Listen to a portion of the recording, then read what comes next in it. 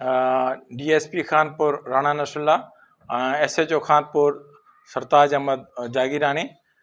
अॼु असांजी police party जेका आहिनि बाला ऑफिसरान जे हुकुम सां जनाब DIG साहब ऐं जनाब SSP साहब शिकारपुर जे हुकुम सां चेकिंग वग़ैरह कनि पिया ॾोहारियुनि जे लाइ।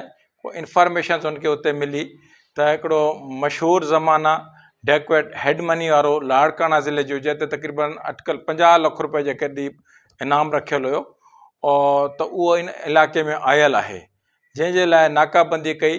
जो दौरान नाकाबंदी हमरा नज़र आयो, पोइ वठी करे भॻो। उनखे पिस्टल समेत असांजी पुलिस पार्टी जेके आहिनि इंस्पेक्टर सरताज अहमद जागीरानी उनखे स्टाफ समेत गिरफ़्तार करे वरितो।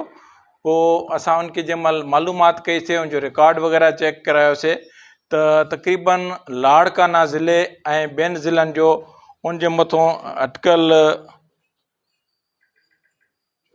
24-25 केस मिलिया आहिनि ऐं कुझु ॿिया केस बि आहिनि ॿियनि ज़िलनि में। उहा उनजी मालूमात वग़ैरह कयूंसि था पिया, जंहिंमें क़तल, डेकवेटी ऐं रॉबरी वग़ैरह जा केसिस आहिनि काफ़ी सारा ऐं पुलिस मुक़ाबले जा। त इन्हनि जे लाइ माना जनाब SSP साहब जी हिदायतनि ते वधीक कोशिशि कयूं था पिया त इन जी गैंग में कहिड़ा कहिड़ा माण्हू शामिल आहिनि उन्हनि खे बि ॾिसूं था, उनजा नाला वग़ैरह बि क्लियर कयूं था। ही पिस्टल उन खां जेका रिकवर थियो आहे ऐं उन सां गॾु तक़रीबन 6 राउंड ज़िंदा जेका आहिनि में लोडेड हुया, उहे मिलिया आहिनि। ही असांजो छा आहे त लिंक रोड आहे, खानपुर खां तक़रीबन 1.5-2 किलोमीटर परते आहे।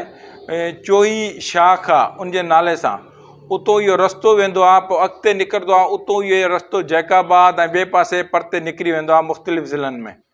पोइ उन इलाइक़े में इहो वञे पियो, क्रॉसिंग पियो करे, त उते असांखे अहिड़ी इंफॉर्मेशन को मिली अॻु में, नाकाबंदी कईसीं जिते इहो गिरफ़्तार थियो।